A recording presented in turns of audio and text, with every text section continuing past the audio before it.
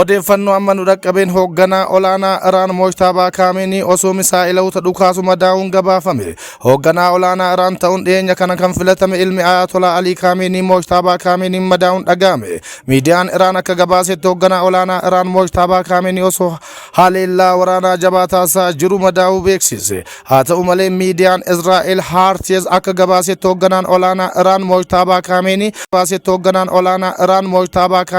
misaa'ila Israa'el litin madaa'uun gabaafameera. Dhiyeenya humni waraana Israa'el nama bakka hoogganaa olaanaa Iraan duraanii Ayatollah Ali Kaameenii bu'uun filamuu fi nama waltajjii filannoo san irratti argame hordofaa jira jechuudhaan karaa toora miidiyaa hawaasummaa isaanii irratti afaan Faransiin barreessuun isaanii ni yaadatama.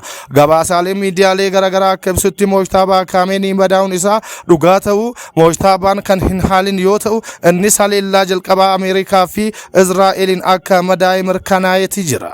Haa ta'u malee haalli fayyaa hoogganaa kanaa gaarii ta'uun isaa ibsameera. Itoophiyaan waraana giddugala bahaatti mudateen wal qabatee gaagama boba'aa irratti uumame furuuf tarkaanfiiwwan furmaataa fudhachaa jirti. Ministeera maallaqaa waraana giddugala bahaatti mudateen sararri dhiyeessii hulaan Hormuz cufamuu hordofee gaagama boba'aa addunyaa irratti uumameef Itoophiyaan tarkaanfiiwwan furmaataa hatattamaa fudhachaa jiraachuu ministeerri maallaqaa beeksiseera. Ministeerri maallaqaa obbo Ahmad Shidee gatiin boba'aa addunyaa irratti garmalee dabalus mootummaan baasii guddaa danda'uudhaan dhiibbaa uummata irra gahuu isaa jiraachuu himani. Gatiin naaftaa adii litirri tokko birrii 238 gahullee mootummaan garuu birrii 98 deeggaruudhaan birrii 139 saantima 84 qofaan uummataaf dhiyeessaa jiraachuu obbo Ahmad Shidee himaniiru. Gatiin beenzila addunyaa irratti litirri tokko birrii 205 gahus mootummaan birrii 73 saantima 56 deeggaruudhaan birrii 132 saantima 18 qofaan akka gurguramu taasiseera jedhani.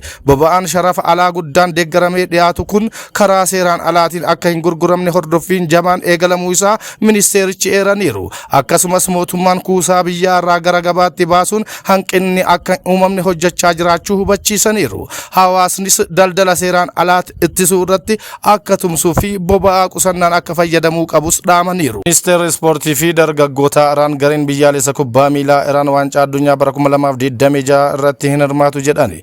Gaafiif deebii IRIB Sports Network waliin kibxata tolchaniin ministeerichi Ahmad Donyaamaalii mootummaan malaammaltummaa kun hoogganaa keenya ajjeesee osoo jiruu sababni waancaa addunyaa irratti hirmaannuuf hin jiru jedhani.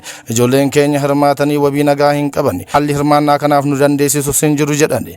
Ji'oota 8 yookiin 9 darban waraana lamatu nurratti labsame. Lammiileen keenya kumaatamaan lakkaa'amantu wareegame. Kanaafuu gonkumaa waancaa kanarratti wanti hirmaannuuf hin jiru jedhani. Hoogganaan Federeeshinii Kubbaa Miilaa Iraanis kaleessa haala itti Iraan waancaa addunyaa baranaa irratti hirmaattuuf gaafii kaasanii turani. Hoogganaan Federeeshinii Kubbaa Miilaa Iraan Mehdi Taajii gareen dubartoota Iraan tapha Awustiraaliyaatti taphataniin booddee viizaan namoomaa kennamuu fi hordofee rakkoo taphattoota dubaraa qunname irraa kaanee waancaa addunyaa irratti haalli wal fakkaataan waan uumamuu maluuf garee keenya gara US erguu hin dandeenyu jedhani. Kun kanaan osoo jiruu gareen kubbaa miilaa biyyaalessaa Iraan dorgommii waancaa addunyaa baranaa irratti hirmaachuu akka danda'an pirezidaant Tiraamp himee ture. Tiraamp waliin kan mari'ate pirezidaantiin FIFA Gianni Infantoni waa'ee hirmaannaa taphattoota Iraan yaaddoo akka hin taane qondaala US kanarraa dhaga'uu dandeenyeerra jechuun ibsaniiru.